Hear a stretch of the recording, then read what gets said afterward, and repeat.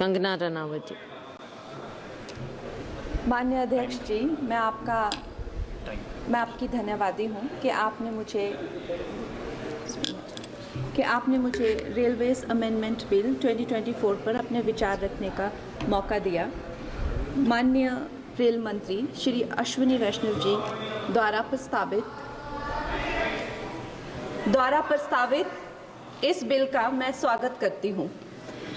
जैसे कि हमारे प्रधानमंत्री श्री नरेंद्र मोदी जी हमेशा ही कहते हैं कि सरकार का काम होना चाहिए जो लोगों के जीवन में सरलता लाए, चाहे वो लॉज हो, ब्यूरोक्रेसी हो या सरकार के दफ्तर हों, उनके लिए वो एक्सेसिबल होने चाहिए और उनके लिए जो है वो किसी तरह का स्ट्रेस जनरेट ना करें और इजीली अवेलेबल होने चाहिए।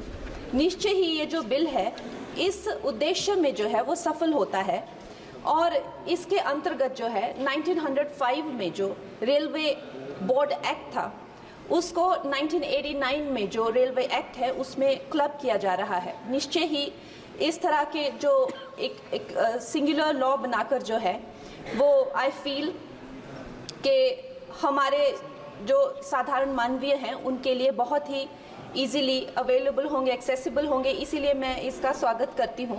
Another very important government body railway board, जिसको डायरेक्टली जो कॉर्पोरेट्स के जो हर्डल्स होते हैं, जिसको हमारे प्रधानमंत्री जी हमेशा कहते हैं कि दफ्तरों के चक्कर लगाने या लोगों को एक डेस्क से दूसरे डेस्क भेजना, आई थिंक इससे भी उनको जो है वो छुटकारा मिलता है। ये डायरेक्टली जो है सेंटर के अंडर जो है रेलवे बोर्ड को लिया जा रहा है, इसका भी मैं पूरा स्वागत करती हूँ।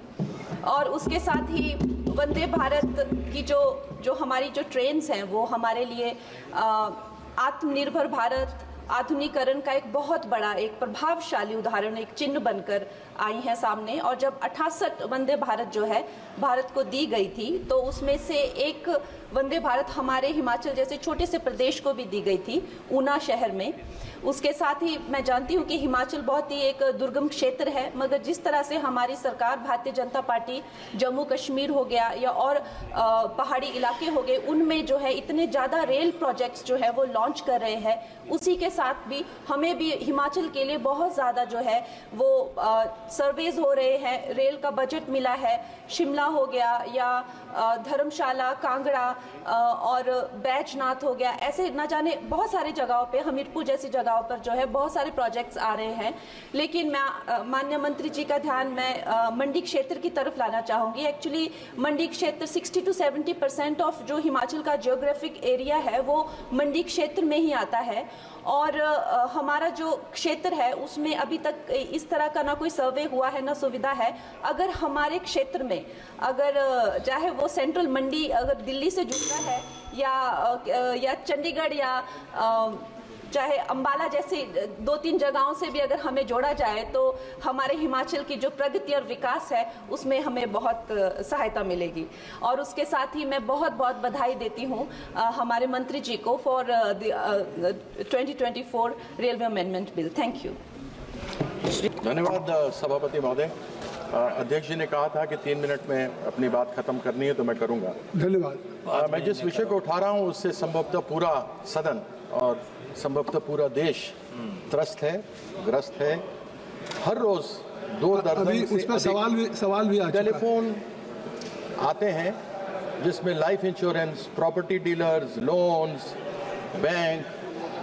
बैंक सर्विसेज लेकर के रोज तकलीफ दी जाती है।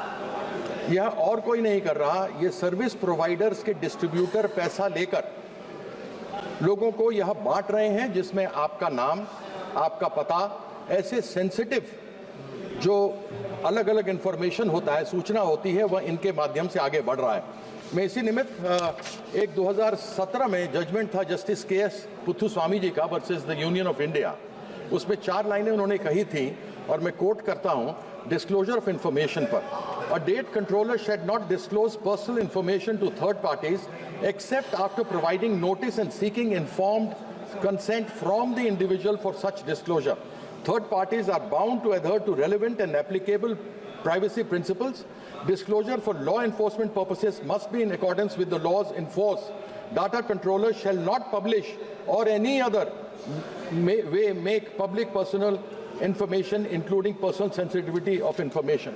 Kindly Yes, put sir. your demand. I think so. Kindly put. मैं your डिमांड सर 3 मिनट में कहा, मेरा 1.5 मिनट हुआ है, मेरे पास 1.5 मिनट और है, मैं बात अपनी खत्म कर लूंगा अध्यक्ष जी। आप देखिए कि अलग अलग जगह से हंटिंग नंबर आते हैं। बेंगलोर 080 से आएगा, इंदौर से 0731 से आएगा, अहमदाबाद से 079 से आएगा, गुड़गांव से 0129 से आएगा, नोएडा से 0120 से आएगा। और जो लोग व्यक्तिगत रूप से फोन उठाते हैं, मैं उठाता हूं क्योंकि मेरी कॉन्स्टिट्यूंसी का फोन हो सकता है, मेरे क्रिकेटर्स होते हैं वो मुझे फोन करते हैं, मेरे दोस्त होते हैं, अलग लोग होते हैं।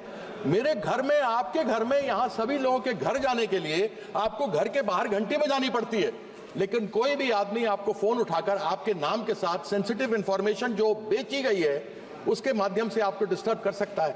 ऐसी कई जगहों पर हम अपने पार्लियामेंट के महत्वपूर्ण काम में होते हैं, हम अपने घर में पारिवारिक महत्वपूर्ण काम में हो सकते हैं, लेकिन यह एक बहुत ही अत्यंत गंभीर मामला है और उच्चतम न्यायालय के आदेश आ जाने के बाद मैं डू नॉट डिस्टर्ब रजिस्ट्री में हूं, फिर भी telephone regulatory authority of India, यह एक टूथलेस टाइगर है, बिना दांत और बिना नाखून का नरसिम्हा है ये।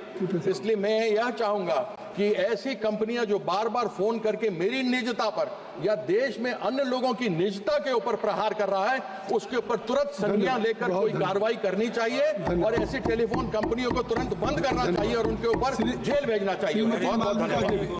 26 वर्षों में 17,000 से अधिक डॉक्टर बना चुका बिहार एवं झारखंड के छात्रों एवं अभिभावकों के बीच सर्वाधिक विश्वसनीय एवं लोकप्रिय संस्थान गोल, Nations leading institute.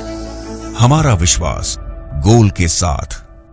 Bharatiya Janata party का सदस्य बनने के लिए 8800002024 पर मिस्ड कॉल करें। निवेदक भारतीय जनता पार्टी बिहार।